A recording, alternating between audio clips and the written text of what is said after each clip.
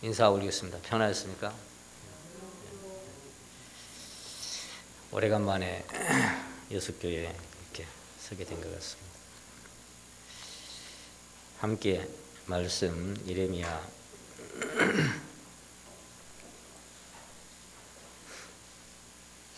2장입니다.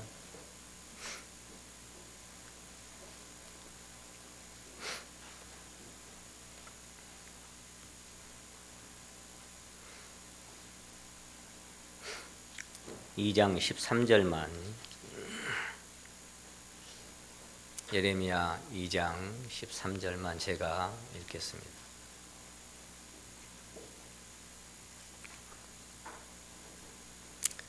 내 백성이 두 가지 악을 행하였나니 곧 생수의 근원되는 나를 버린 것과 스스로 웅덩이를 판 것인데 그것은 물을 저축치 못할 터진 웅덩이니라. 아멘. 요한복음 4장도 같이 한번 찾아서 잠깐 보시겠습니다.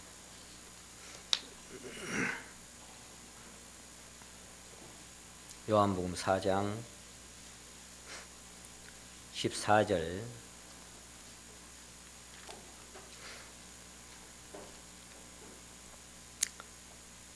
내가 주는 물을 먹는 자마다 먹는 자는 영원히 목마르지 아니하리니 나의 주는 물은 그 속에서 영생하도록 솟아나는 샘물이 되리라. 아멘. 오늘은 생수냐 종교냐 하는 주제를 가지고 함께 말씀을 나누기 원합니다. 일찍이 앤드류 머레이라고 하는 그 형제님은 그런 말씀을 남겼어요. 요한복음 3장의 신앙이 있고 4장의 신앙이 있고 그리고 7장의 신앙이 있다. 그렇게 표현을 한 것을 제가 책에서 읽은 적이 있습니다. 요한복음 3장의 신앙은 거듭난 사람을 얘기합니다. 거듭난 신앙, 구원받고 거듭난 사람. 그리고 4장의 신앙은 방금 우리가 읽었던 이 말씀에 근거해서 그 심령 안에 주님이 생명으로 임마누엘 되셔서 생수가 솟아나는 그런 신앙을 하는 사람들.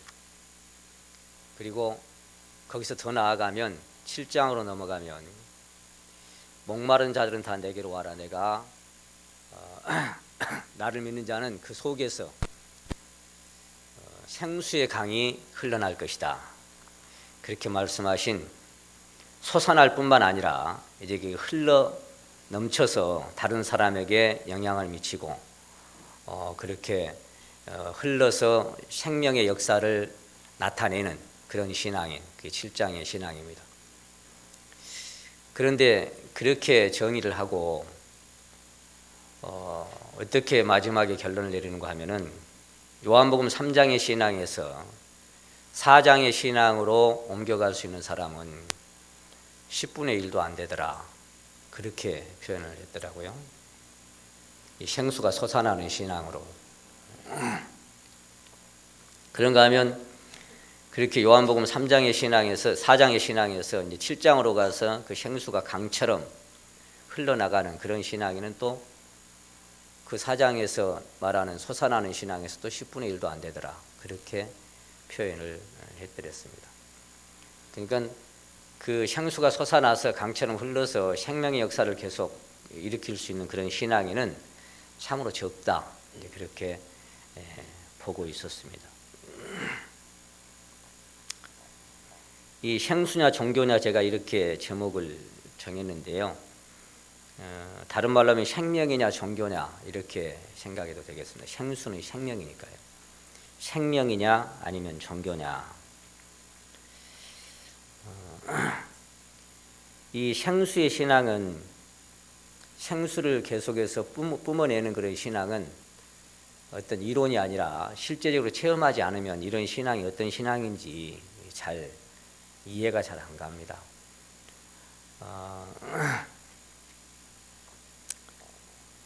생명의 원천이 주께 있사오니 주의 광명 중에서 우리가 광명을 보리다. 이렇게 시편 36편 9절에는 기록되어 있는데요. 생명의 원천, 생수의 근원. 저는 옛날에 거듭나고 수십 년을 살면서도 내 안에 이렇게 생명수가 솟아난다는 것이 어떤 것인지 잘 감이 안 잡히더라고요. 생명수가 솟아난다고? 그 속에서 영생하도록 솟아난다고? 뭐가 솟아난단 말이지? 그게 잘 감지가 안 돼요. 이론으로는 설명도 하고 알겠는데 내가 경험이 안 되니까 이 속에서 신앙이 솟아난다는 게 어떤 것이 솟아난 것인지 참 깝깝하고 답답했던 그런 시절들도 있었습니다. 여러분 어떻습니까? 그 심령에 생수가 이렇게 솟아나고 있습니까? 솟아나는 것이 어떤 것인지 이해가 가십니다. 이해가 갈 뿐만 아니라 이게 경험하고 살아가십니까? 아까 우리가 본문 말씀을 읽었던 예레미야 2장 13절에서 생수의 근원되는 나를 버린 것, 그게 이제 생명이죠. 오늘 생수냐 아니면 그 다음에 종교냐 그러면 종교는 뭐냐? 그 생수의 근원되는 그분이 마음에 심령 안에 경험이 안 되니까 목이 마르죠. 자꾸만.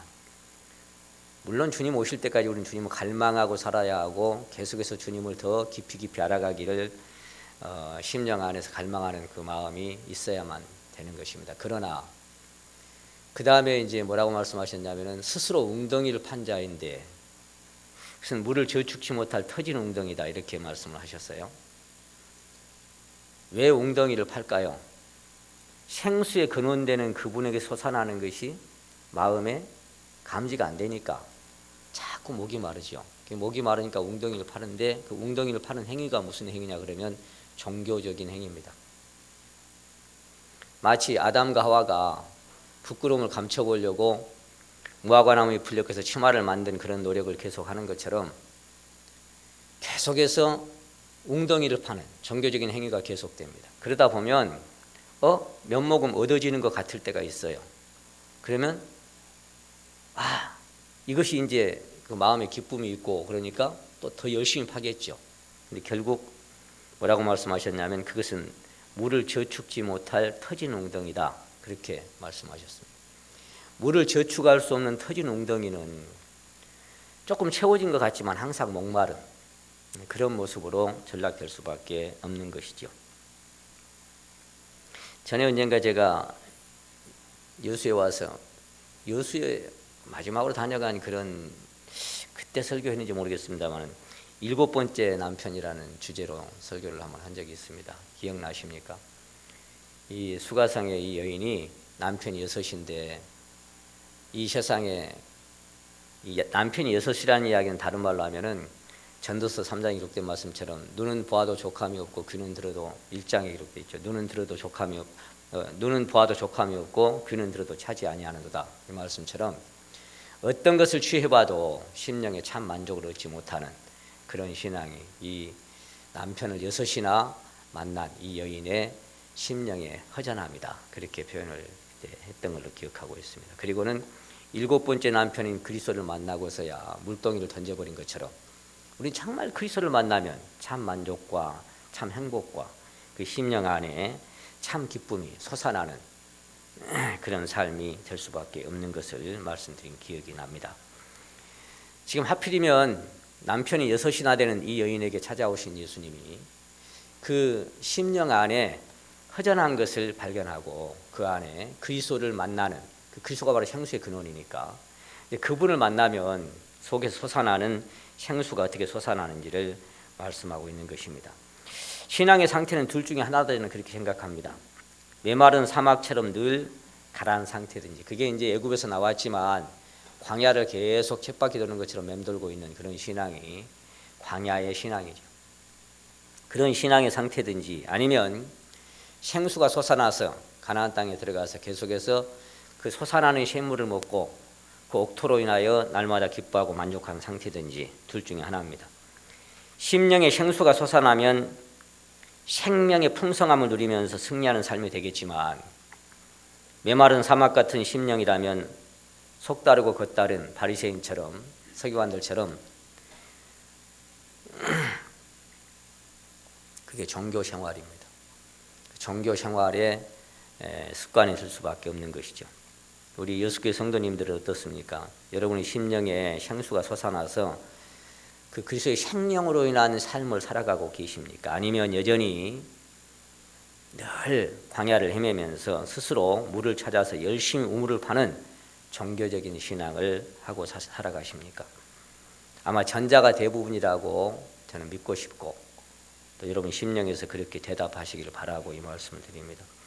하나님은 생명의 원천이라 근원이라 이렇게 말씀하신 것은 그 그리스도를 딱 만나고 그분이 심령 안에 생명으로 역사하면 계속 그분으로 인한 삶이 사라질 것을 말씀하고 있는 것입니다. 여러분 이 광야와 가나안이 다른 게 뭘까요? 광야 생활 40년은 때로 반석을 이렇게 쪼개기도 하고 반석을 쳐서 물이 나기도 하셨지만 그러나 그것은 일시적인 것입니다. 목마르면 또 주시고 또 목마르면 또 주시고. 근데 가나안은 뭡니까? 가나안은 끊임없이 솟아나는 셈이 있어요. 그게 다른 겁니다. 그게 종교적인 삶이냐 아니면 생명으로 살아가는 삶이냐가 다른 것입니다. 우리가 요한계시록 22장 1절에 보시게 되면은 요한이 계시로 봤던 것 중에 하나가 뭐냐면 제가 또 수정같이 맑은 생명수 강을 내게 보여주셨는데 정말 크리스탈 같다 그랬으니까 얼마나 맑고 깨끗한지 모릅니다. 생명수 강이 흘러나는데 어디서부터 흘러난다고 말씀하셨습니까? 하나님과 및 어린 양의 보좌로부터 나서 길 가운데로 흐르더라 이렇게 기록되어 있죠. 그러니까 그 생명이 솟아나는 그 근원이 있어요. 어디에서? 하나님과 및 어린 양의 보좌로부터 나서.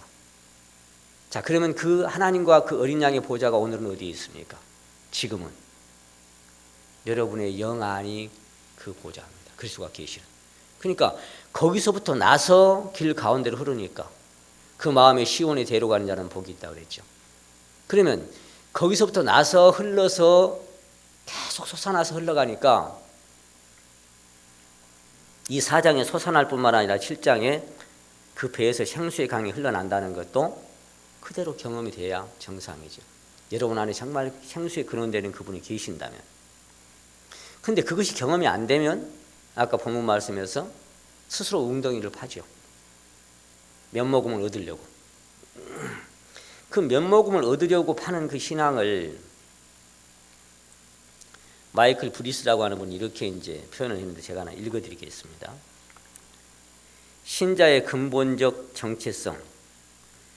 이번 장의 요지는 간단히 말해 이렇다. 그리스도와의 연합은 신앙의 본질이자 핵심이다. 이것 외에 다른 모든 것은 변두리여 별 의미가 없다. 그리스도와의 연합은 스테이크라는 메인 요리를 기다리면서 옆으로 가만히 밀어놓는 스프에 불과한 것이 아니다. 무언가 다른 삶으로 들어가기 위해 통과해야 하는 현관도 아니다. 그리스도와의 연합은 신자의 삶에서 스테이크이자 거실이다. 말하자면 핵심이다 그런 얘기예요. 그러나 이 사실이 신자의 심령의 실제가 되지 못하면 메인이나 거실에서 벗어나 다른 곳에서 쭈뼛거리기 십상이다. 그리스도인이 본질에서 벗어나게 되면 자신이 행한 일의 성과나 경중을 가지고 자기가 누구인가를 평가하려는 경향이 많다. 내가 뭘 얼마나 했느냐에 따라서 내 신앙을 평가하는 거예요. 거기다가. 그럴 때면 어느새 그리스도로 인하여 기뻐하며 그분으로 만족하는 것이 아니라 하는 일의 성공 여부를 가지고 기뻐하거나 의기소침해하는 것을 보게 된다. 신자가 만일 그리스도와 연합하여 그분의 생명과 사랑 안에 뿌리내려 끊임없이 솟아나는 생수를 마시는 것이 무엇인지 경험할 수 없다면 그의 신앙은 단지 자기 행위의 성공과 실패에 따라 한껏 부풀었다가 다시 쭈그러드는 풍선 같은 모습일 수밖에 없다.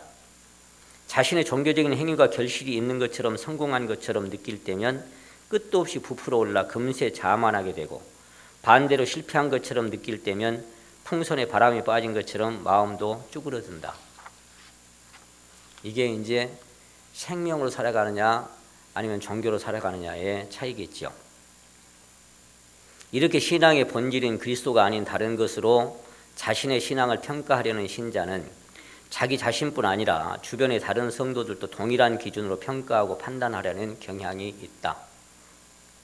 그러므로 자기 중심적인 이런 신앙인과 함께 교회 생활을 하는 신자는 신앙의 본질인 그리스도 한 분을 기뻐하며 그분 한 분으로 인하여 만족과 평강을 누리는 것에 제약을 받을 수밖에 없다. 더구나 그런 신자가 만일 앞에서 말씀을 선포하는 위치에 있는 경우에는 문제는 더욱 심각하여 그리스도로 인해 기뻐하고 즐거워하는 신선한 공기를 오염시켜 교회 전체를 탁하게 만들어버리기 일수다. 그리스도가 아닌 다른 것으로 자신의 신앙을 정의하면서 같은 기준으로 다른 그리스도인의 신앙을 평가하려는 사람은 이와 같이 편협한 소인배가 되어 점점 더 신앙의 본질에서 멀어질 뿐이다. 이해하고 계시죠? 그러니까 그리스도가 배제된 나타나는 어떤 종교적인 행위나 그런 현상들로 신앙의 가치를 규정지으려고 하는 사람들은 주변 사람들을 다 그렇게 규정을 지으니까 신앙의 평가를 그리스도가 배제되고 나타나는 종교적인 현상으로 신앙의 가치를 규정지으려고 하면 어떤 행위가 잘 나타나면 그 사람은 신앙이 좋다라고 자꾸 칭찬해줘요. 근데 그런 행위가 안 나타나면 신앙은 제로인 것으로 그렇게 하니까 그리스도로 인하여 살아가는 신앙인들은 사실 말도 잘 못해요. 왜? 그런 간증을 하면 그래서 뭐 했는데 이렇게 묻거든. 그래서 이게 뭐라 그래요? 그리스도가 아닌 다른 것으로 자신의 신앙을 정의하면서 같은 기준으로 다른 그리스도인들의 신앙을 평가하려는 사람이 이와 같이 편협한 소인배가 되어 점점 더 신앙의 본질에서 멀어질 뿐이다. 제가 전에 이제 코로나 때문에 사실 이제 지역교도 많이 이제 못 내려오고 있습니다만은. 근데 저는 하여간 지금까지 코로나를 안 걸렸어요. 다 걸렸는데 이상하죠. 근데 그 코로나 이전에 코로나가 막 시작됐을 때 서울은 심각했어요. 그 당시에. 그래서 이제 영등포 구청에서 나와가지고 예배를 못 드리게 하는 거예요. 못 모이게 아예. 그러니까 그래도 이렇게 방송으로라도 설교를 내보내야 하니까 저하고 방송팀만 교회에 나오는 거예요. 가지고 몇 달 동안을 계속해서 저하고 방송팀만 나와서 이렇게 설교를 하고 이제 생방으로 내어보내고 그렇게 했습니다. 그때 저한테 밀려오는 생각이 하나 있었어요. 무슨 생각이 밀려왔냐면, 그러면 이대로 만약에 신앙이 이런 현상이 뭐 몇 달이 아니라 몇 년이 간다고 하자. 그러면 성도들의 신앙은 어떻게 되겠는가? 그 생각을 해봤어요. 어때요? 그렇게 이제 교회도 못 나오잖아요. 수요일이건 주일날이건 뭐 구역 모임은 못 하니까. 그래도 이제 이 줌으로 해가지고 구역 모임도 하고 이렇게 했습니다만은 그렇게 되면 신앙은 빵점인가? 자, 아까 어떤 종교적인 행위에 신앙의 가치를 정의하려고 하고 규정지으려고 하는 그것이 만약에 신앙의 가치라면 그럼 교회도 못 와. 아무것도 못 해. 그럼 그 신앙은 빵점인가? 그 생각이 들었어요. 그래서 그때 제가 했던 설교가 여러분 들으셨는지 모르겠습니다만 신앙의 본질이라는 주제로 몇 번에 걸쳐서 시리즈로 말씀을 전했던 기억이 납니다. 신앙의 본질이 뭘까요? 이렇게 모이고 가고 신앙의 본질일까요? 물론 그건 포함되어 있는 거죠. 예배 속에 다 포함이 되는 거죠. 우리 3.14 예배인데. 근데 그것이 만약에 그것만이 신앙의 가치에 어떤 규정을 짓고 그렇게 하려면 그 신앙은 빵점인 겁니다. 제가 그런 말씀을 드렸어요. 어떤 신앙이 만약에 몸이 아프거나 어떤 형편과 사정으로 예배 전에 참석을 못한다. 코로나 시대처럼. 그럼 그 사람의 신앙은 빵점입니까? 그렇지 않습니다. 주님이 정말 심령의 생수의 근원으로 와 계시고 이 사람이 거기서 공급받고 살아가는 신앙이라면 이 사람은 교회 오든 안 오든 어디에 있든 그 사람의 신앙은 주님으로 인하여 살아가는 삶이 되는 겁니다. 오해하지 말고 들으세요. 근데 만약에 그런 신앙의 기초를 두고 그런 신앙의 뿌리를 내리지 못했다면 이 사람은 교회 와도 열심히 하는 행위가 보여도 사실은 생수에 근원되는 것에 근거를 두고 신앙하는 사람이 아닌 것입니다. 교회 와도. 자, 이와 같이 그리스도와 연합하여 그리스도 안에서 내가 죽고 내 안에 그리스도께서 사시는 신앙의 본질에서 벗어나게 되면 자신은 물론이거니와 주변의 신자들까지 어둡게 만들어버리는 악영향을 끼치게 되어 끝내 육신에 속한 자로 전락하는 경우가 허다하다. 이 얼마나 무서운 결과인가라고 마이클 브리스라고 하는 이분이 책에서 쓰는 거 제가 읽으면서 참 많이 아멘이 갔더랬습니다.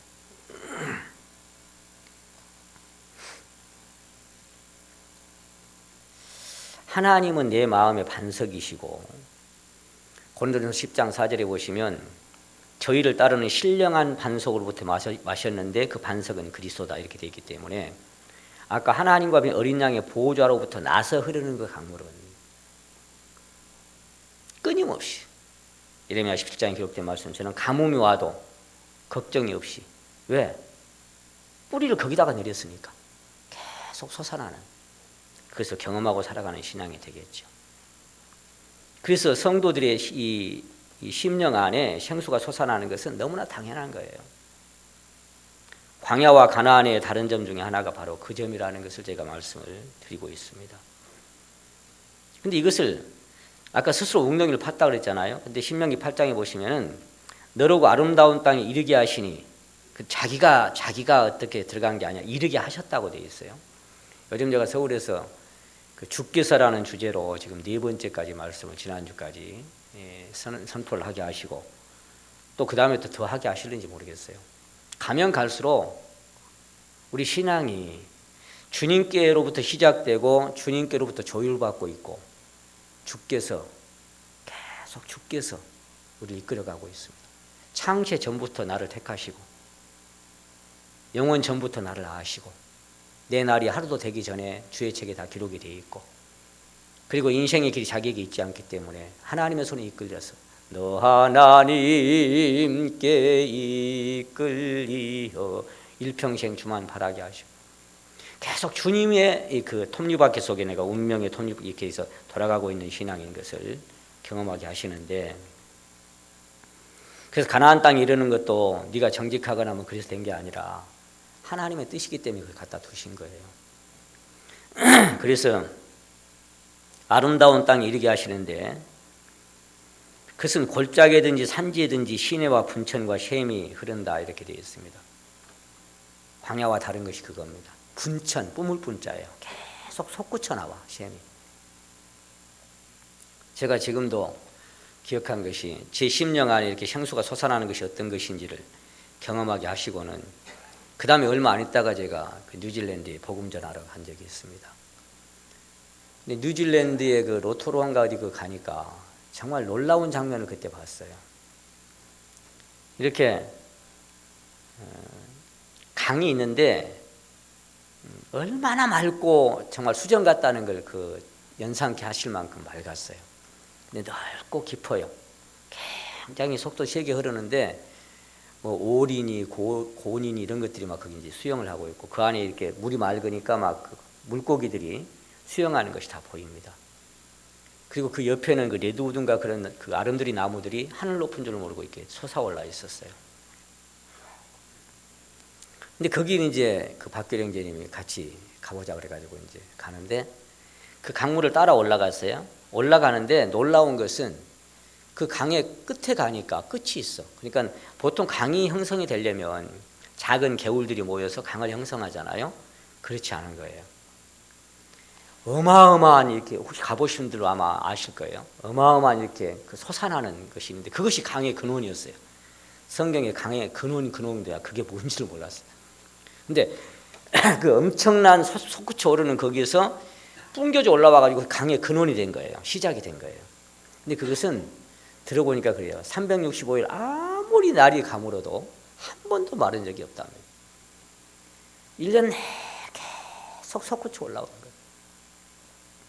그러니까 그 돌멩이를 막 사람들이 던져보고 이렇게 이제 가에 서가지고 막 동전도 많이 막 던져보더라고요. 왜냐하면 밀어 올려버리는 거예요. 안 가라앉고 계속 이렇게 밀어 올려버리니까 그거 보려고. 아 그때 얼마나 감격스러운지 막 빨리 가자고 그러시면 자리를 뜨기가 싫었어요. 왜? 여기 이 말씀 내가 전에는 몰랐는데 내가 주는 물을 마시는 자마다 그 속에서 영생하도록 그 솟아난다는 게 어떤 것인지를 그 샘하고 내 심령하고 이렇게 딱 접목이 되면서 내 안에 솟아나는 그 생명의 생수가 어떤 것인지가 막 그걸 보면서 막 너무나 적절하게 그것이 표현이 되어 있었습니다. 생수의 근원. 근데 제가 놀라운 것은 그 다음 날은 또 이제 온천지대를 가재요. 온천이 거기가 굉장히 많이 있는데 온천지대를 가는데 거기도 맑은 물이 흘러나요. 그리고 군데군데 이제 이렇게 모여 있는 호수처럼 이렇게 연못들이 있는데 물이 얼마나 거기도 맑은지 몰라. 아주 그 하늘색보다 좀 더 진하게 푸른 빛을 띠고 그렇게 이제 있는데, 근데 중요한 건 어제 봤던 그 강하고 이 강하고 다른 점이 뭔지 아세요? 한 마리의 생물도 없습니다. 어떤 생명체도 거기에 존재하지 않아요. 왜 그래요? 온천수거든. 뜨거우니까. 근데 올라가 보니까 거기도 똑같이 솟아. 막 팍팍팍 있다가 팍 솟았다가 막 똑같이 솟는 거잖아요. 근데 솟아오른 거기가 얼마나 뜨거운지 막 계란을 거기다 삶아 먹고 그렇게 하는데 아무런 생명도 없고 이게 이제 흘러가면서 막 썩는 악취가 막 나는 거예요. 근데 그것을 따라 내려가 보니까 거기도 거대한 호수가 있어요. 그게 진짜 악취가 진동하더라고요. 썩어 있는 물이에요. 왜 그래요? 생명수가 아니거든. 근데 계시록이 어째요? 그 생명수 강가에 생명나무가 자라죠.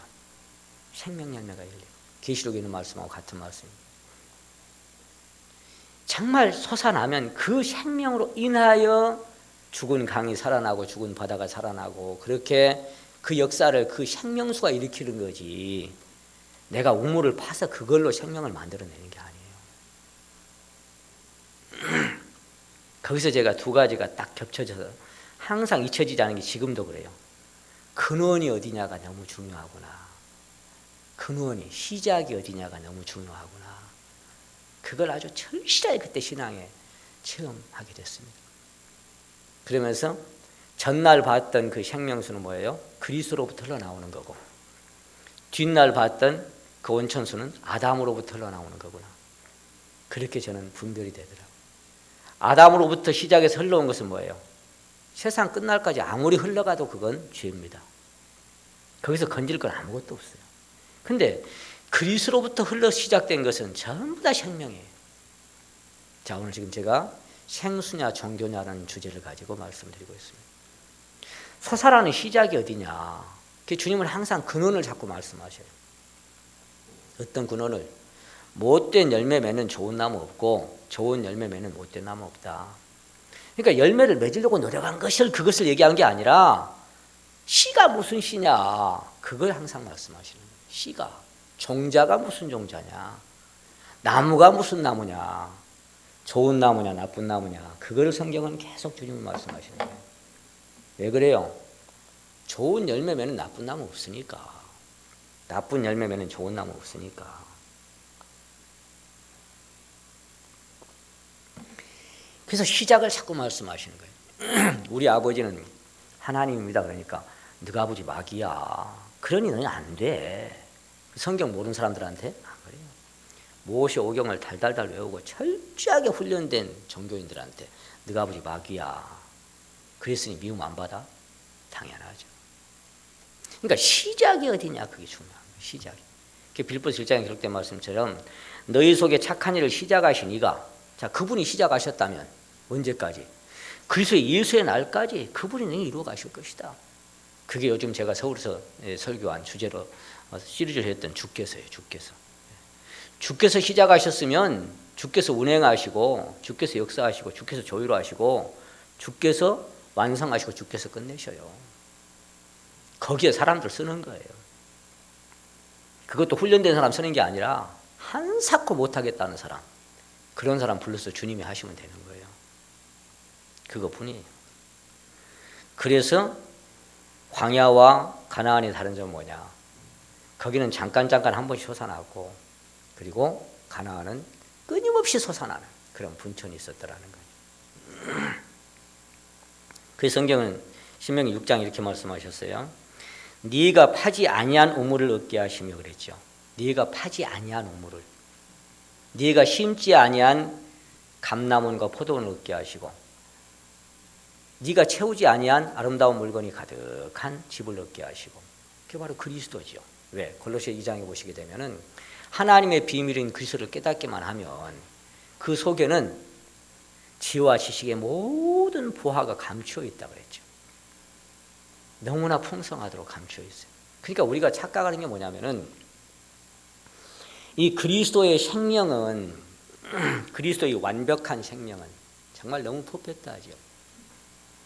이 생명은 우리가 뭘 보태서 그것이 더 깨끗해진다거나 우리가 뭘 더 보태서 완벽해지고 거룩해진다거나 그런 생명이 아닙니다. 이건 처음부터 완벽한 거예요. 그리스도의 생명은. 여기다 더할 거나 더할 게 없어요. 덜하거나 더할 게 없어요. 그냥 처음부터 완벽해요. 너무나 완벽해서 인간의 것을 보태면 오히려 섞인 것이 되어버리는 거예요. 오히려 오염이 되는 거예요. 그래서 성경은 양털과 배실을 섞어 짠 거 입지 마라 그랬죠. 두 종류로 같이 뿌리지 말고 나귀와 소를 결의하여 갈지 말고 다 뭐예요? 섞어버리면 안 돼. 율법과 은혜가 섞여버리면 은혜도 아니고 율법도 아닌 거예요. 행위와 은혜가 섞여도 마찬가지예요. 주님에게 뭔가 섞여버리면은, 그래서 완전히 완벽한 생명이기 때문에 여러분, 이 생명이라고 하는 것은 제가 이렇게 써봤어요. 생명은 글자가 아닙니다. 생명은 지식이나 이론도 아닙니다. 생명은 종교도 아닙니다. 생명은 만들어낼 수도 없고, 생명은 대신 탄생하는 순간이 있어요. 생명은 먹고 성장하고 생명은 번식합니다. 생명은 그 종류대로 특성을 가지고 있고, 생명은 같은 종끼리 서로 연합합니다. 군락지를 이루죠. 진달래 군락지가 있고 개나리 군락지가 있는 것처럼 생명은 생명끼리 끌림이 있어요. 다윗과 요나단이 끌린 것처럼, 마리아와 엘리사벳이 끌린 것처럼 그 안에 뭔가 끄는 게 있어요. 생명끼리는. 그건 만들어내는 게 아닙니다. 종교적인 행위도 수만 명씩 모여가지고 예배드리고 하죠. 그건 종교입니다. 생명이 없어도 얼마나 그렇게 할 수 있으니까요. 그 생명은 스스로 활동하는 기준이 있습니다. 그런 기운과 능력이 있습니다. 왜? 착한 일 시작하시니까, 감동시켜 주니까. 이건 무한한 생명이 아니라 영원한 생명이죠. 자, 그래서 네가 파지 아니한 우물, 네가 심지 아니한 포도원과 감람은 처음부터 완벽한 거예요. 내가 뭘 이걸 해서 더하거나 덜한 게 아니에요. 완벽한. 생수라고 하는 것은 끊임없이 솟아나는 물이기 때문에 물통에 담긴 물이 아니죠. 저수지에 고인 물도 아닙니다. 솟아나는 생수는 강의 발원지가 되는 거예요. 아까 제가 뉴질랜드 갔다 온 말씀 잠깐 드렸습니다만, 그래서 솟아나는 생수는 개울을 이루고 강을 이루면서 흘러갑니다. 그럴 수밖에 없습니다. 그분이 시작했으니까 인류 역사 마지막까지 그분이 가면서 필요한 것이 그 생수를 해서 죽은 것을 살려내고 이방인의 충만한 수를 그분이 세우셔요. 그분이. 제가 지난주에도 서울에서 말씀할 때 그 주께서라는 말씀을 선포할 때 그랬습니다. 저 유대 민족들에게 신명기 29장에서 보는 눈과 듣는 귀와 깨닫는 마음 안 주셨죠. 왜 그래요? 이방인의 충만한 수가 찰 때까지 막아놔야 되니까. 아무리 자기가 찾으려고 해도 보는 눈과 깨달은 마음 듣는 게 안 일어나는데 어떻게 깨달아? 그러니까 사도 바울이 자기 동족 생각하니까 항상 끊임없는 근심과 고통이 로마서 9장에 있죠. 왜요? 하나님 안 열어주니까 사도 바울이 복음 전할 줄 몰랐으면 어쩌랍니까? 안 그래요. 성령님이 아신다. 끊임없는 근심과 고통이 내 안에 있다. 왜? 내 동족, 내 친척들 생각하니까 그렇다. 왜 그래요? 보는 눈 깨닫는 마음 안 주셨거든. 왜? 때가 될 때까지 그는 완악하게 했으니까. 완악하게 마음을 해놨으니까 못 깨닫는 거예요. 거기다가 전해도 안 되는 거예요. 왜? 기독교 2000년 역사가 끝날 때까지, 이방인의 충만한 수가 찰 때까지. 근데 지금은 이제 충만한 수가 거의 차가니까 이제 거기 이제 깨달은 마음 보는 눈 열어주기 시작한 거예요. 이 예수님 믿는 유대인들이 계속 탄생하고 있어요. 그 뭐 이제 다 됐다는 얘기예요. 끝나간다는 얘기예요. 왜? 때가 되니까 막아놨던 완악한 마음 부드럽게 해서 그리스도가 흘러들 수 있도록 그렇게 하는 겁니다. 하나님이 그걸 하시는 거예요. 하나님이 세워가시는 거예요. 또 이런 말하면 또 오해를 해. 그럼 복음 전하지 말고 막 제발. 우리는 끊임없이 때를 얻든지 못 얻든지 듣든지 안 듣든지 전하는 건 당연한 거죠. 당연히 해야 되지만 그 일을 누가 하냐 그럽니다. 누가? 하나님이 하셔요. 하나님.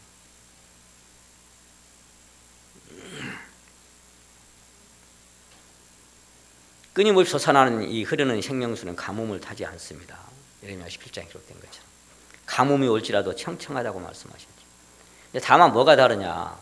솟아나는 거하고 그 깊이와 이건 사랑의 생명이죠. 그래서 넓이와 길이와 높이와 깊이가 처음에는 발목이 발등에까지 왔다가 무릎에 오르고 그 다음에 허리에 오르고 그리고 그보다 더 깊어져 버리면 내 인생의 삶을 내가 결정할 수 없는 단계가 온다 그랬죠.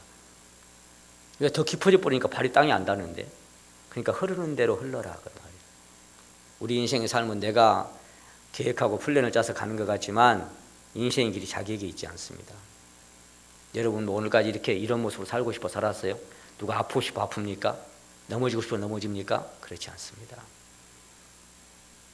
그래서 흐르는 대로 흘러라. 영혼의 포커스에서 잔느 귀용 자매님이 했던 얘기를 제가 참 사랑합니다.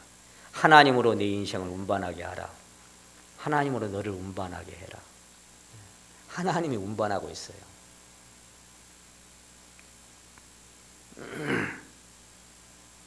그래서 이 발원지가 이제 강이 흐르는 것은 끊임없이 솟아나는 물이 이 발원지가 되기 때문에 계속 그 안에서 공급받고 살아갈 수밖에 없죠. 그리스도인의 생명의 삶은 그 속에서 생명이 솟아나기 때문에 가능한 것입니다. 그래서 그리스도인의 행동은 그리스도인의 이 신앙의 행동, 이런 행동은 자신보다 앞선 행동, 즉 자신 속에 있는 생명의 행동이 낳은 결과입니다. 뭔 얘기인지 이해하셨어요? 다시 한번 읽어드릴게요. 그리스도인의 행동은 자신보다 앞선 행동, 즉 자신 속에 있는 생명의 행동이 낳은 결과입니다. 그게 뭐예요? 구름기둥 가면 그들도 가고 구름기둥 서면 그들도 서는 겁니다. 한 달이든지 1년이든지 이틀이든지 3일이든지 구름기둥 서 있으면 서 있는 거예요. 1년 내내 구름기둥 안 움직여 그러면 백판 노는 거예요. 그게 신앙이요. 구름기둥 안 움직이면 그거 뭐 할 거예요? 그러니까 할 일 없으니까 그 광야의 반석들 보세요. 거기다 송아지 그림 그려놓고 막 헛짓해놓고 맨날 놀았죠. 예? 맷돌 만들어갖고 만나 구워 먹기도 하고 갈아 먹기도 하고 맨 그러고 있는 거예요. 안 가면 나도 있으면 돼. 길 만들면 그게 죄요. 길을 만들면. 그래서 길을 잃어버려. 스스로 웅덩이를 파. 주 동하면 나 동하고 주 정하면 나 정하네. 목자 따라가는 게 신앙이지. 목자 인도함이 없는데 내가 길 찾아가는 게 신앙이 아니라고요. 하나님의 성령으로 인도함을 받은 그들은 곧 하나님의 자녀다. 아니 핏값 주고 사시면 하나님의 자녀지 무슨 또 그런 말씀을 하셔. 하나님의 영으로 인도함을 받는 그들은 곧 하나님의 자녀래. 성령이 인도하신 바가 되면 너희가 율법 아래 있지 아니하리라. 성령을 쫓아 행하라. 쫓아 안 행하면 고난을 내리든지 징계를 내리든지 또 쫓게 만들고 하나님은 그것도 하셔요. 정 안 되면 데려가시기도 하고 하나님이 하셔요. 하나님. 주께서 하시는 거예요. 이러한 그 삶은 일찍이 주께서 살아갔던 삶하고 똑같은 삶이에요. 어제도 요한복음을 쭉 이렇게 묵상을 하는데 얼마나 은혜가 되는지. 요한복음에 그런 말씀이 참 많죠. 특히 요한복음에 어떤 말씀? 나는 스스로는 아무것도 할 수 없다. 그 말씀. 나는 스스로는 예수님께서 스스로는 아무것도 할 수가 없다. 아무것도입니다. 근데 그런 주님께서 15장에 와가지고 우리한테 말씀하십니다. 나를 떠나서 너희가 아무것도 못한다. Apart from me, you can do nothing. You can do nothing. 아무것도 없습니다. 그야말로 nothing입니다. 나를 떠나서 뭐 하려고? 작은 건 내가 하고 큰 거는 그렇지 않아요. nothing입니다. 아무것도 못하고 뭘 하겠어요? 또 떠나서 했다고 할지라도 그것은 헛것이요. 주님으로 인하여 안 하면 그건 다 헛것이요.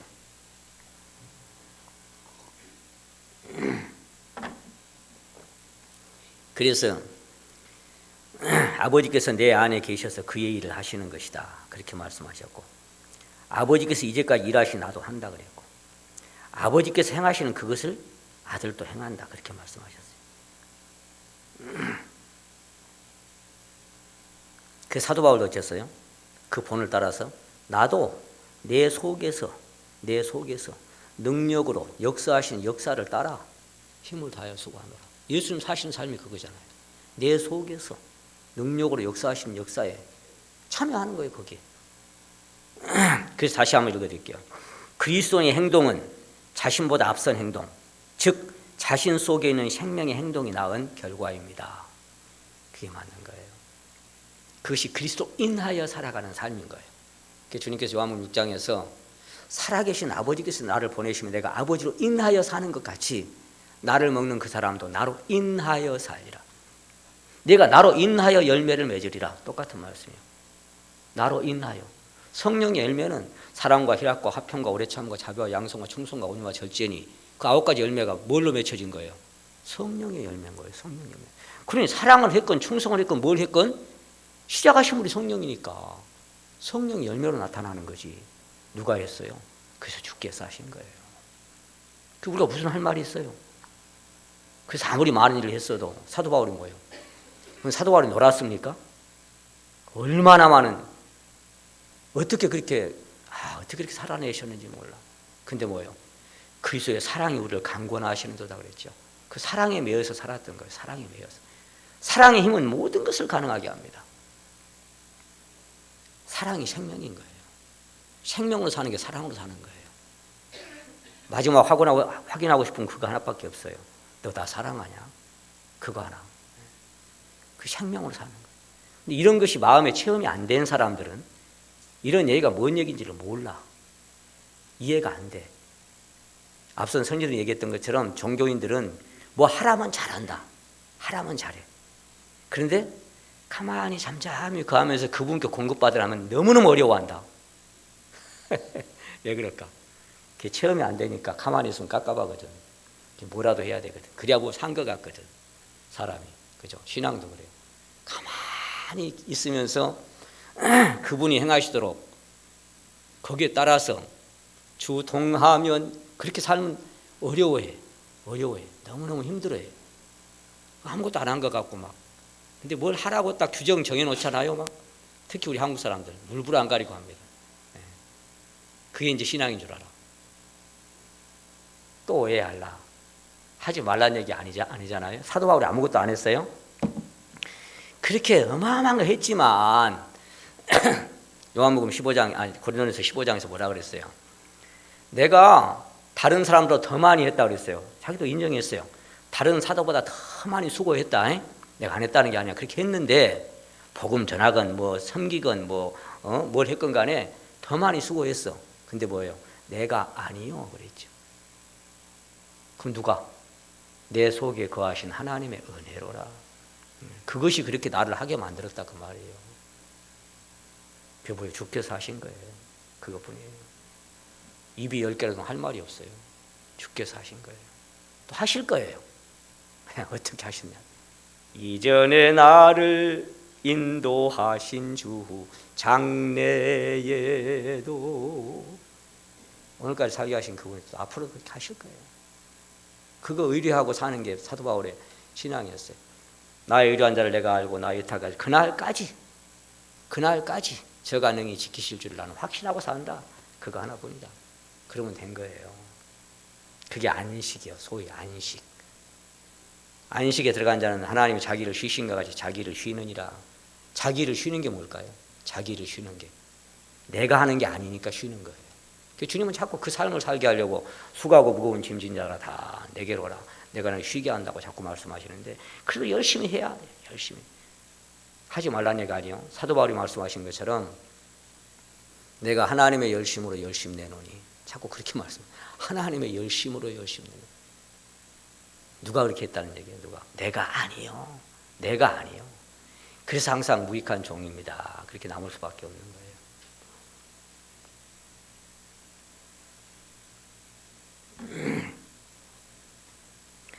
그래서 주께서 이 땅에 사실 때 그 안에 계신 아버지로 인하여 사신 것처럼 오늘 우리도 자기 속에 생명으로 역사하시는 그리스도로 인하여 살아가는 삶, 이것이 곧 나무가 뿌리에서 공급되는 진액으로 인하여 살아가는 거고, 내가 신앙이 얼마나 잘 버티고 승리하는 삶을 살았든지 간에 그것도 뭐예요? 요한복음 로마 11장에서 그 말씀하셨죠. 자긍하지 마라. 자긍하지 마. 자긍하지 말라는 말이 뭔 말이지? 스스로 자만하지 마라. 스스로 높아지고 교만하지 마라. 왠지 알아? 그럴지라도 네가 뿌리를 보존한 것이냐? 물어보자. 네가 뿌리를 보존한다고? 야야, 뿌리가 너를 보존하는 거야. 그 자랑하려면 뿌리만 자랑하면 되지. 네가 뭘 자긍하려고 그래. 뿌리가 너를 보존이라는 말이 다른 말로는 지탱한다, 그렇게 번역이 되어 있어요. 뿌리가 너를 지탱하도록 해. 뿌리가 너를. 아무리 연약해서 흔들려 뿌려져 버릴 것 같지만 뿌리가 지탱하도록 해줘. 그냥 주님으로 인하여 사는 것뿐이야. 그 생명의 삶, 오늘 이제 주제가 생수냐 종교냐입니다. 이 생수로 살아가는 사람들, 사랑으로 살아가는 사람들, 은혜로 살아가는 사람들, 생명의 삶을 살아가는 사람들은 사람들이 정해놓은 규정이나 규례를 따라 살기를 거부합니다. 사람들이 정해놓은 규례나 규정을 따라 살기를 거부해. 누가? 그 사람은 그런 게 아니고 그 안에 성령님이 그렇게 거부를 하고 싶은 거예요. 성령님께서. 왜? 성령님이 사람들에게 정해놓은 규례나 규정 따라 그 성령께서 따라오시겠습니까? 그렇지 않습니다. 그런 게 신앙이 아니라고요. 성령님이 거기에 통제받거나, 사실 그렇게 되면 소멸돼 버리는 거죠. 성령이 소멸되는 거예요. 성령님은 민감하십니다. 다만 자기 속에서 행하시는 그리스도의 생명의 원함을 따라서 소원을 두고 그 안에 살아가게 하십니다. 그 안에 소원을 두고. 하나님이 어떤 사람을 쓰시려고 자기를 이루려고 하시면은 그 사람에게 소원, 그 빌립보서 한번 찾아보시겠습니다. 빌립보서. 제가 항상 시간이 모자라서 이렇게 성경을 안 찾고 말씀을 많이 드립니다만. 빌립보서 2장 13절입니다. 너희 안에서 행하시는 이는 하나님이시니 자기의 기쁘신 뜻을 위하여 너희로 소원을 두고 행하게 하시나니, 이렇게 말씀하셨어요. 너희 안에서 행하시는 이는 하나님이신데, 이분이 어떤 분이 아까 빌립보서 1장에서 너희 속에 착한 일을 시작하신 이가 그리스도 예수의 날까지 그걸 이루어 가신다. 그분이에요. 그러니까 어떻게? 자, 소원을 두고 행하신단 말이, 너희 속에 이 소원을 두고 행하신단 말이 무슨 말씀이냐면, 다른 버전은 이렇게 되어 있어요. 너희 속에 원하게도 하시고 행하게도 하시나니, 이렇게 되어 있어요. 하나님이 원하시는 어떤 일이 있으면은 그 똑같은 원함의 소원을 그 안에 주셔요. 하고 싶은 마음을. 그래서 그대로 행하게 하셔. 그 행할 때 또 행할 수 있는 능력도 주셔. 내가 너와 함께한다. 못하겠다고 해도, 아이고 나는 안 된다고 해도 내가 함께한다. 가자. 그래. 그럼 그냥 가는 거예요. 또 다른 버전에는 너희 안에 하고자 하는 마음을 주시고, 그렇게 돼 있어요. 하고자 하는 마음을 주시고, 또 너희 안에 결단하게 하시고 행하게도 하시나니, 이렇게 돼 있어요. 누가? 주께서 그렇게 하신다니까요. 주께서. 또 이렇게 돼 있어요. 너희 안에 자발적으로 행하도록 의지를 일으키시고 그것을 실천하게 하시느니라, 이렇게도 버전이 되어 있어요. 한번 생각해 보세요. 원하게도 하시고 하고자 하는 마음도 주시고 결단하게도 하시고 행하게도 하시고 자발적으로 행하도록 의지를 일으키시고 그것을 실천하게도 하시고. 그래서 수룹바벨 성전이 몇 년 동안 지체되고 있는데, 수룹바벨과 제사장 몇 사람의 마음을 흥분시켜서 그래서 또 짓게 만들지요. 그 누가 지은 거예요? 그 마음을 일으켜. 이렇게 하고자 하는 마음을 주시오. 그래서 생명의 영 안에서 그분이 정해놓은 것을 따라서 그분이 어떤 사람을 감동도 시키고 그렇게 가는 거예요. 그래서 내 속에 계신 주님의 생명의 영은 때때로 사람들이 정해놓은 규정이나 규례에 속박당하거나 제한받는 것을 싫어합니다. 싫어할 수밖에요. 하나님 인간에게 그렇게 통제받겠어요? 인간에게 통제받고 살겠습니까, 주님이? 그래서 웃사가 죽은 거예요. 그래서 웃사가 죽어. 지가 하나님 일을 돕겠다고? 넘어지든 말든 내버려 둬버리면 돼. 하나님이 계시는데 거기. 지가 뭔데 도와 그걸. 지가 하나님을 붙들어서 지가 도와줘? 뭘 도와줘? 지가 죽어. 그래서 베레스 웃사요. 그래서 하나님의 절대적인 그 권한과 그분의 능력이 진짜 보여지면요, 욥처럼 손으로 입을 가질 뿐이에요. 할 말 없어요. 우리 할 말 없어요.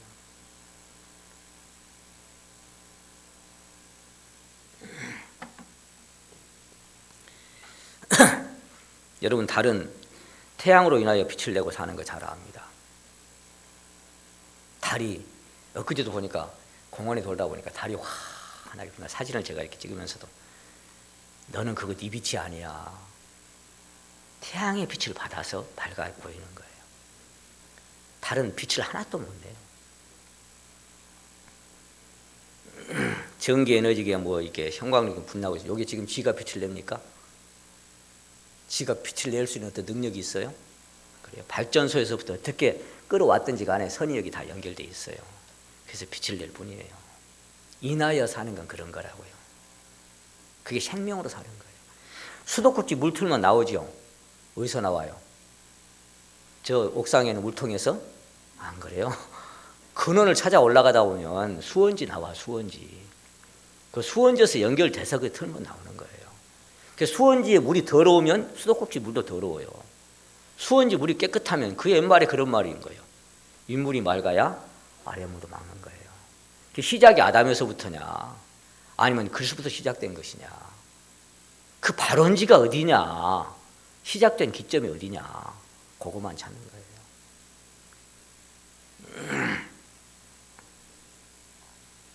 그래서 뿌리가 너를 지탱하게 하고 뿌리가 너를 보존시켜주고 뿌리로 인하여 살아가는 신앙. 로마 11장에 뭐라고 말씀하셨어요? 처음 익은 곡식가루가 거룩하면 떡덩이도 그러하고 뿌리가 거룩한지 가지도 그러하니라 그랬죠. 참 저는 그 말씀 읽을 때 처음 익은 곡식가루가 거룩하면 떡덩이도, 그러니까 거룩한 곡식가루로 떡을 만들면 쇠모로 만들든 네모로 만들든 주먹처럼 만들든 간에 거룩해. 아무렇게나 만들어놔도 거룩해. 거룩한 떡이 되는 거예요. 그런데 처음 익은 곡식가루가 부정한 것이면 아무리 정성스럽게 빚어도 부정해. 그 떡은 소용없어. 처음 익은 곡식가루가 거룩하냐 부정하냐에 따라서 떡덩이도 그러하고 뿌리가 거룩한 즉 너희도 그러하고 그것뿐이에요. 거룩을 어디서 찾습니까? 거룩한 분은 한 분밖에 없어요. 선한 이도 한 분밖에 없어요. 착한 이도 한 분밖에 없어요. 그러면 거룩한 열매나 착한 열매나 선한 열매는 어디서 맺혀지는 거예요? 네가 뿌리로 말미암아 결실하느니라. 그것밖에 없어요. 그런 자랑할 게 뭐가 있어요? 그 사도 바울이 그래서 내가 아니요 그랬던 거예요. 그 주님도 말씀하신 거예요. 무익한 종이라고 항상 말하고 살아라. 무익한 종이라고. 그것뿐이에요. 그래서 그리스도의 생명의 삶은 억지가 아닙니다. 억지로 되는 게 아니에요. 종교적인 규정이나 규례를 정해놓은 그것에 맞춰 행동하는 삶이 아닙니다. 오늘날 교회에서 정한 규범이나 규칙이나 예배 프로그램에 잘 적응하고 사는 것이 생명의 신앙인 양 착각해서는 안 될 것입니다. 여러분, 모방과 이식의 차이에 대해서 제가 말씀을 거기다가 한번 쓴 적이 있어요. 그 갈릴리 사람들에다 한번 쓴 적이 있는데요. 오늘 어디 갖고 왔는데. 여러분, 모방과 이식의 차이가 뭔지 아십니까? 모방과 이식의 차이.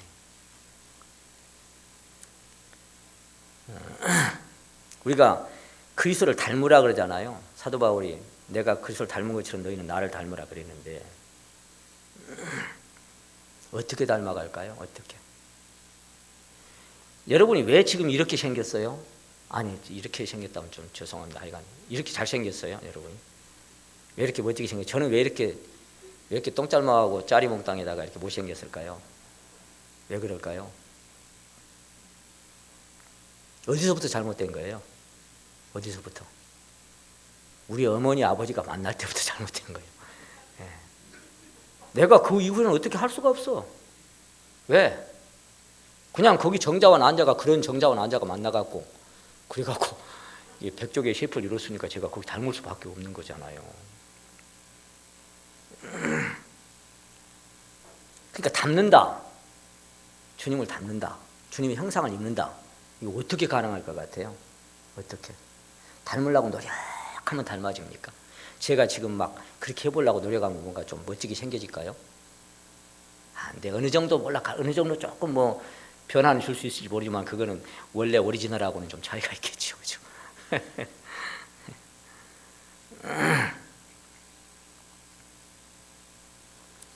여러분,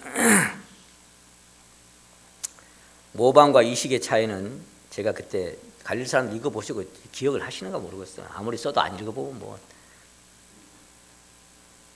실로 하늘과 땅 차이라 할 수 있다. 제가 그렇게 썼습니다. 전자의 결과는 실패와 좌절 뿐이고 반면 후자는 성공과 생명을 얻는 열쇠이다. 그랬습니다.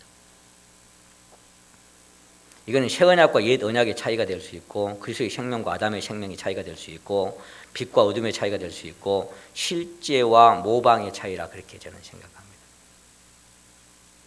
하나님께서는 신자 안에 그리스도의 생명의 씨앗을 심으셔서 그 씨앗과 똑같은 열매를 거두시기를 원하십니다. 그러니까 우리가 달란트 비유나 뭐 문화 비유나 할 때 주님께서 그 이제 책망받는 사람들에게 그 오해했던 것을 풀어주는 말씀이 하나가 있어요. 책망하시면서 내가 심지 않은 것을 취하고 두지 않은 것을 내가 취한 그런 악한 종인지 알았냐? 그 말씀이죠. 나는 심어놓고 거들어 왔어야 그 말이요. 그러니까 뭐예요? 아까 착한 일 시작하신 이가 그래서 예수의 날까지 그게 뭐예요? 내가 심지도 않고 거들어오면 내가 나쁜 놈이지 그 말이에요. 주님이 너희가 그리스도의 형상으로 그의 어떤 역사에 동참하고 참여하는 죄송합니다. 모든 것들도 내가 너가 안에 그 능력 줬기 때문에 가능한 거야. 그런 얘기예요. 여러분 제가 잠깐 말씀드릴 때 오늘 또 저는 갑니다만은 여러분의 신앙에 제발 이것이 만약에 완벽하게 여러분 안에 정리가 되고 굽이 갈라져서 그 안에 그 생명으로 살아가는 것이 어떤 것인지를 갈망하는 것이 없다면 죄송하지만 신앙 참 깝깝합니다. 깝깝하게 살다 끝나는 거예요. 그 경험이 안 되면.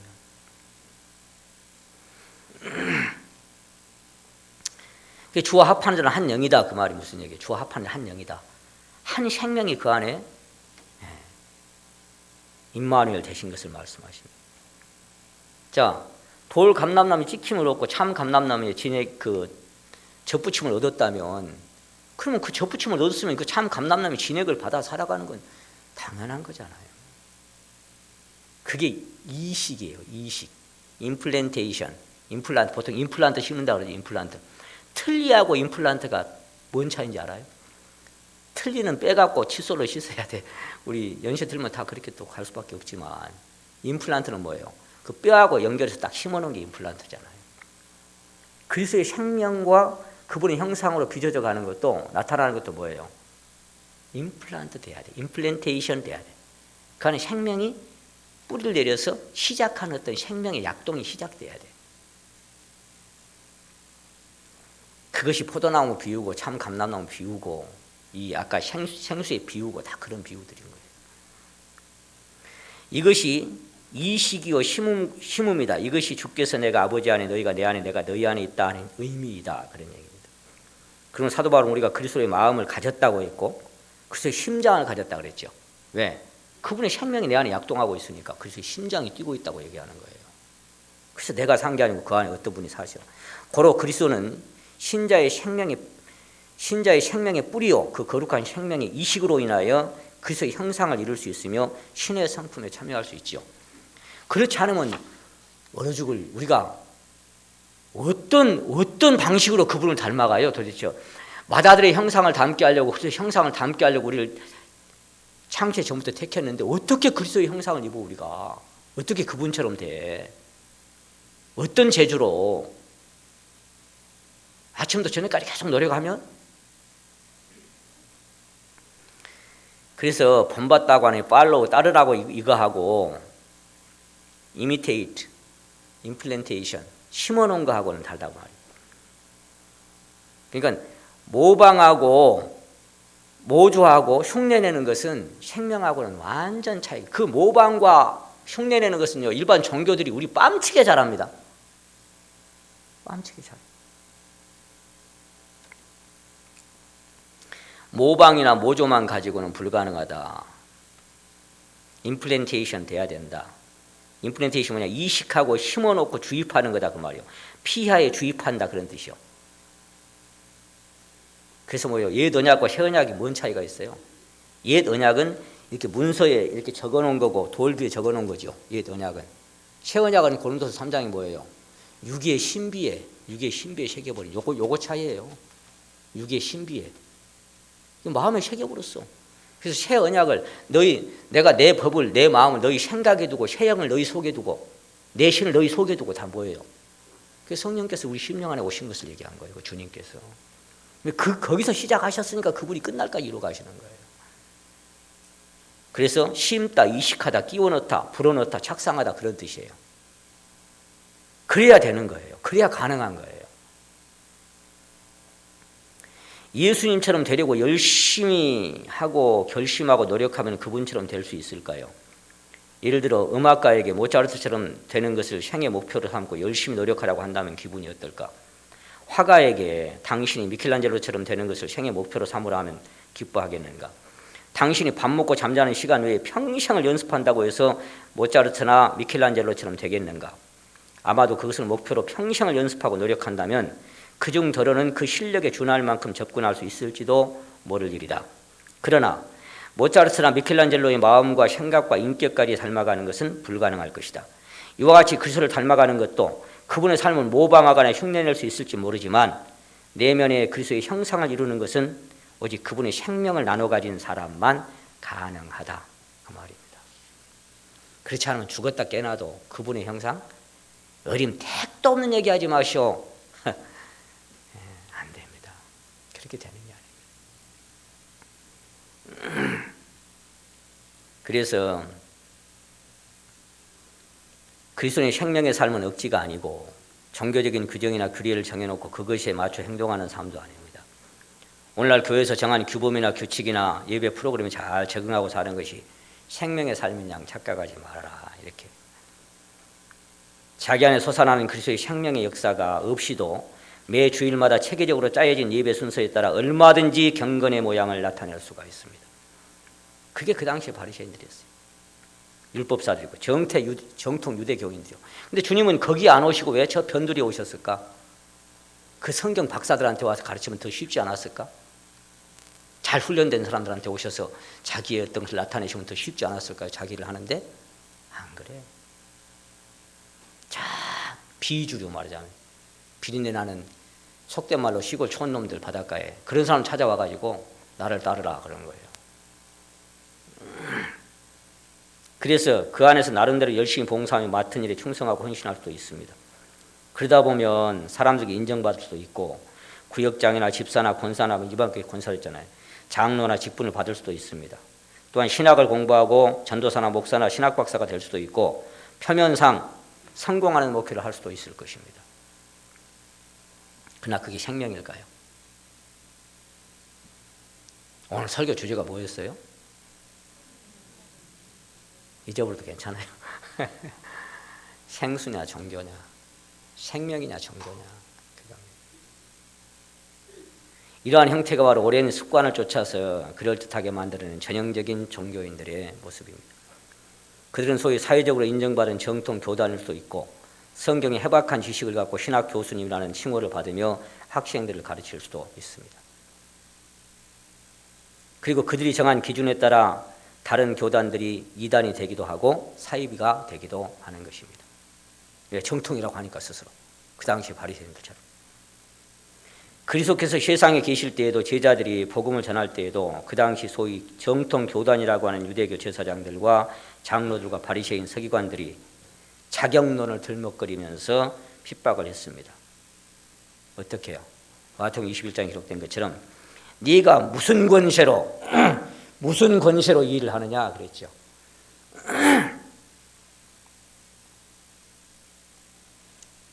우리는 어렸을 때부터 이렇게 잘 배워가지고 숙달된 조교가 돼 있고 이렇게 선생 자리까지 왔는데 넌 뭐야? 어디서 촌놈 하나 나타나가지고 뭘 가르친다고? 넌 무슨 권세로 그 일을 하냐? 너 누가 그런 권세를 줬어? 그렇게 얘기합니다. 그래서 그때나 지금이나 이런 현상이 일어나요. 육신을 따라 난 자가 성령을 따라 난 자를 핍박하나니 지금도 그러하도다 그랬죠. 육신을 따라 난 자가 이스마엘 이삭을 핍박한 것처럼 성령을 따라 난 자를 핍박해.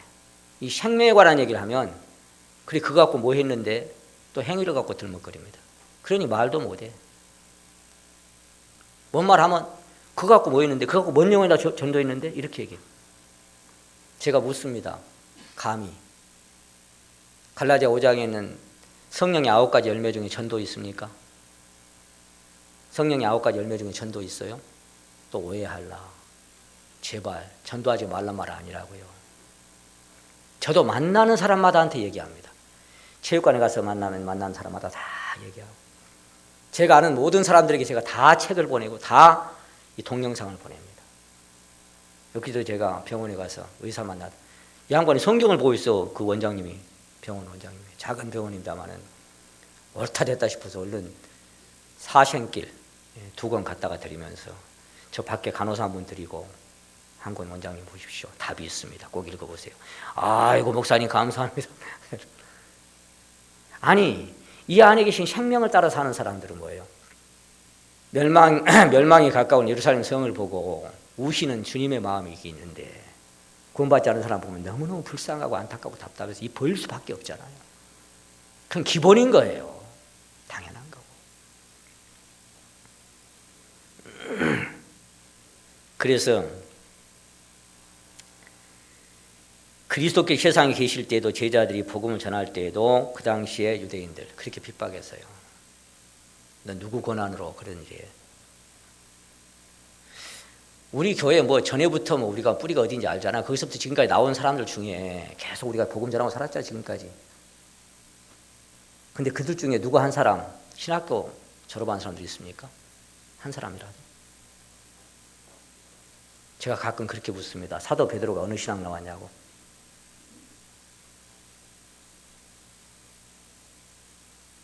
이번에 저쪽에 우리 말고 저쪽이라고 하면 여러분이 쉽게 알아들으려는 거 몰라. 저쪽에 사람들 수양일 2월달에 했어. 2월달에 우리는 먼저 했잖아요. 거기 어떤 분이 갔다 와서 얘기하더라고요. 가보니까요 전부 신학 얘기밖에 안 해요. 그리스도는 어디 가고 전부 신학 얘기밖에 안 해요. 또 오면서 생각했어요. 내가 이 교회에 붙어 있어야 될지 말아야 될지. 저쪽 우리 말고.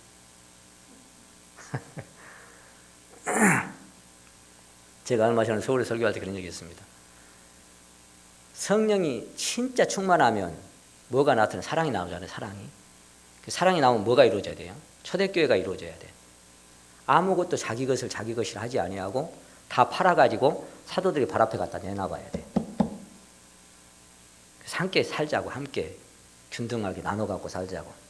제가 지난번에 서울에서 언젠가 그런 설교하다가 자 오늘 결정합니다. 우리가 재직해서 다음 주부터 전부 팔아갖고 갖고 옵시다. 그러면은 팔아갖고 오실 분 그랬더니 한 형제가 손을 번쩍 드는 거예요.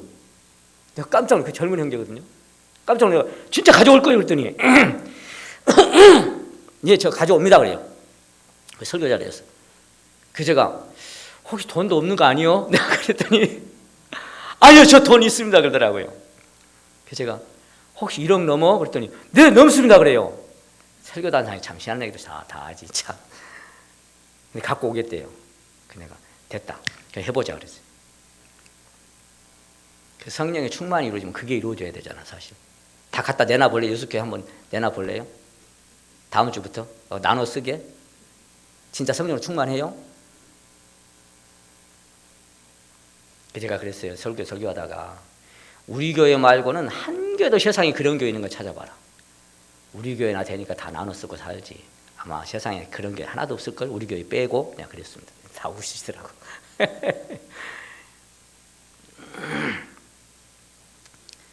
믿음 하지만 믿음을 더해 주소서. 그러니까 주님 뭐라 그랬어요? 야야, 겨자씨 한 알만큼만 있어도 뽕나무가 뽑힌다. 산이 옮겨지고. 믿음? 아이고 야야. 켈케고르가 했던 얘기처럼 믿음?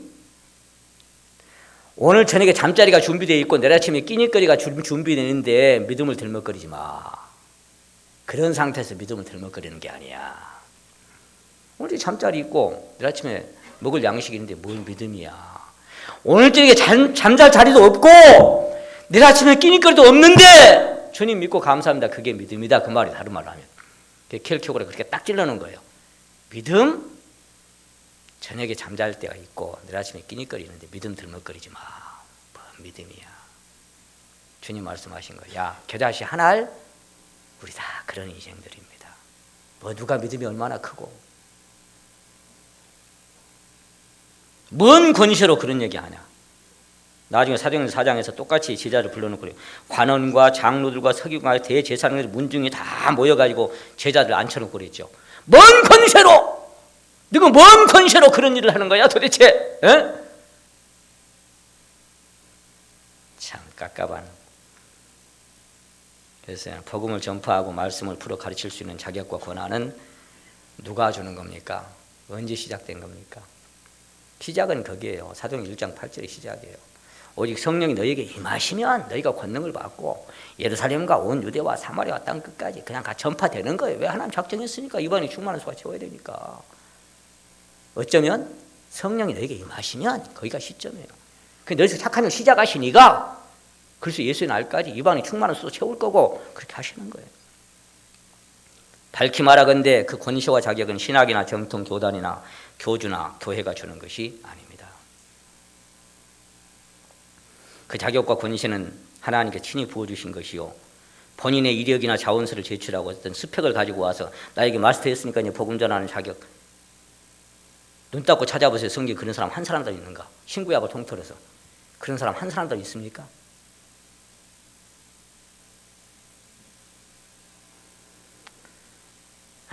뭐 제가 다 얘기 못하겠네요.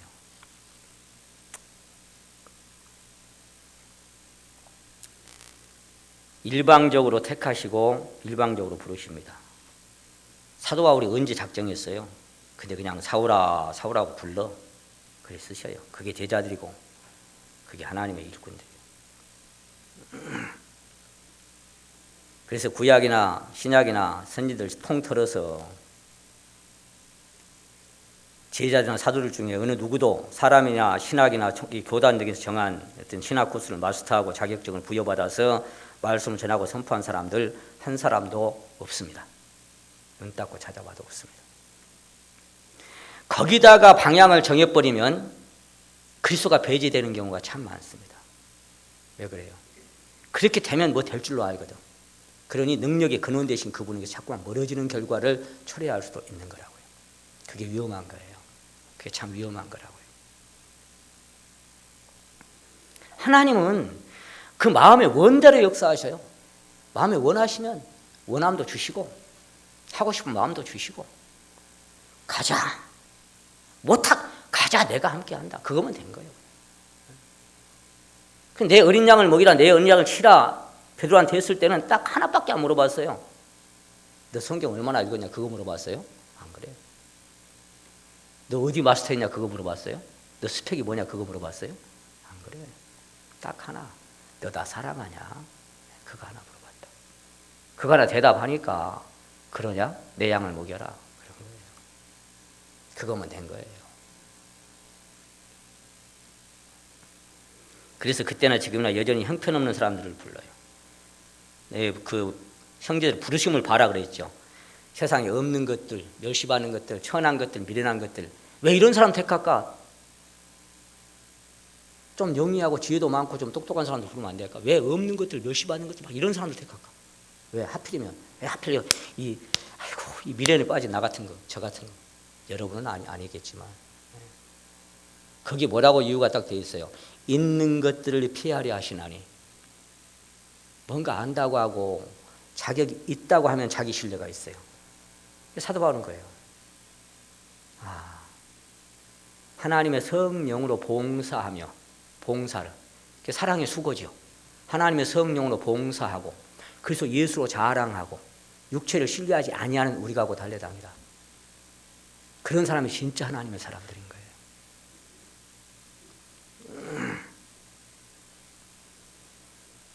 자격이 간단합니다. 주님이 샘플입니다. 주님이 본입니다.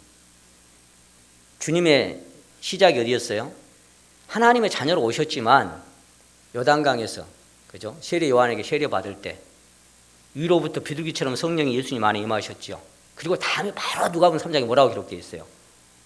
그때부터 예수께서 가르치심을 시작하시니라 그랬죠. 가르치심을 시작하시니라. 언제부터? 성령이 비둘기처럼 임하시니까 그때부터. 그럼 자격이 뭐요? 그 안에 내면에 임하신 어떤 거. 네가 3년 동안 배웠지만 예루살렘 떠나지 마. 그거 갖고 안 돼. 왜 그래요? 외형적으로 죽을지언정 했지만 그거 갖고 안 돼. 각오해봤자 안 돼. 새벽 다 울어야. 그러니까 그냥 기다려. 언제까지? 위로부터 능력이 임할 때까지. 불꽃 같은 성령 임하니까 가지 말래도 가. 하나님의 뜻이 이루시니까 주께서 하시는 거예요.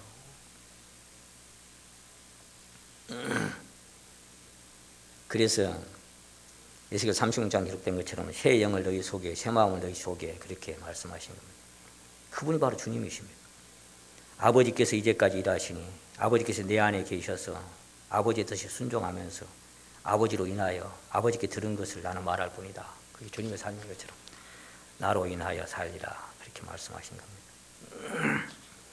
그렇게 가신 길은 뭐예요? 사람들에게 영광 대신 멸시와 천대를 받는 거고, 모욕과 수치를 당하는 거고, 실어버림을 당하고, 통곡과 눈물의 길을 가셨던 그게 주님입니다. 소위 뭔가 배웠다고 하고 스펙을 가졌다고 하는 사람들에게 멸시와 천대와 수모와 온갖 곤욕을 당하고 가셨어요. 그게 진리를 선포하는 사람들의 길입니다. 사람들에게 인정받는 길이 아니라 끝까지 하나님의 손에서 다뤄지고 쓰러지고 상처나고 눈물 흘리고 나를 꺾으시고 또 꺾으시고, 그것이 신앙인들이 가는 그리스도의 손에서 조율되는 사람들의 삶입니다. 자, 그래서 성경은 요한일서 2장 20절에 말씀하셨습니다. 너희는 거룩한 자에게서 기름 부음을 받고 모든 것을 아느니라. 27절에는 주께 받은 바 기름 부음이 너희 안에 거하시나니 아무도 너희를 가르칠 필요가 없고 오직 그 기름 부음이 모든 것을 너희에게 가르치며 또 참되고 거짓 그 안에 거하라. 우준한 자에게 비치어 깨닫게 하나이다. 뭔가 안다고 하는 사람들이 아니고 우준한 자에게 비치어 깨닫게 하나이다. 그래서 저는 말씀을 이렇게 묵상하고 볼 때마다 항상 그래요. 주여, 저 우준하고 미련합니다. 주님, 로고스가 아니라 레마로 계시해 주시지 않으면 나는 한 말씀도 못 보고 못 듣습니다. 주여, 내 눈을 열어서 주의 법에 귀한 것을 보여주십시오. 주의 진리로 나를 지도하시고 교훈해 주십시오. 주는 내 구원의 하나님, 내가 종일 주님을 바라봅니다. 주님, 주님으로 인하여 살고 죽기 원합니다. 주님, 주님으로 인하여 살겠습니다. 그래서 하나님의 성령으로 이것을 우리에게 보이셨으니 성령은 모든 것 곧 하나님의 깊은 것이라 통달하게 하시느니라. 누가? 하나님의 성령은 하나님의 깊은 것을 통달하게 해주신대.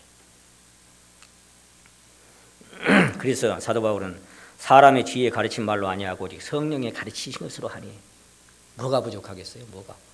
성령이 가르쳐 주시는데 깊은 것을 통달하게 해주시는데 거기다가 정말 포인트를 정하고 뿌리를 내리고 그렇게 주님을 바라보시면 주님이 시작하신 일을 주께서 끝까지 이루어 가실 줄로 믿습니다. 우리 안에도 그런 역사를 계속 이루어 가시길 원하고, 그래서 오늘 그 본문 말씀 예레미야 2장 13절 기록된 말씀처럼 그 두 가지 악이요, 악. 파도 괜찮다는 게 아니에요. 파면 악이라니까. 두 가지 악. 하나는 뭐예요? 생수에 근원되는 나를 떠난 것, 그게 악이고, 또 하나는 스스로 웅덩이를 파는 것. 근데 그 둘 중에 외형을 보는 사람들은 어떤 사람이 진짜 신앙인으로 보일까요? 어떤 사람이 진짜 신앙인으로 보일까요? 아니, 생수에 근원되는 뿌리를 내리고 마시고 살아. 평강을 누리고 만족하고 감사하고 사랑하며 살아. 주님 흐르면 나도 흘러. 아무것도 안 한 것 같아, 때로는. 근데 이쪽은 뭐예요? 부지런히 파. 사람들이 볼 때는 어떤 것이 신앙인처럼 보일까요? 후자입니다, 후자. 인정받고 사람들한테 잘한다고, 열심히 낸다고 칭찬받고, 또 더 열심히 하라고 부추기고. 그래요. 그것이 그래도 된단 말이 아니잖아요. 지금 본문 말씀은 악이다, 악. 그게 악이야. 두 가지 악이야, 죄악이야. 그게 그리스도를 떠나서 뭔가를 하는 게 악이야. 그게 알아? 그거예요. 본 말씀 읽고 기도하고 마치겠습니다. 예레미야 2장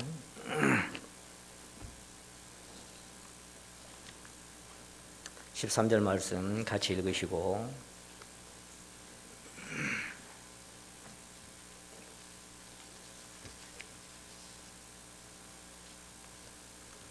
이 장 13절 말씀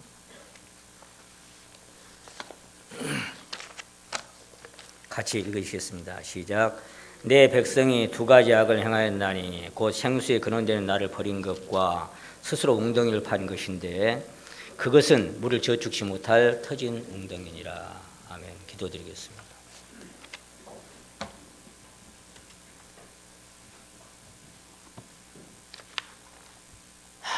주님,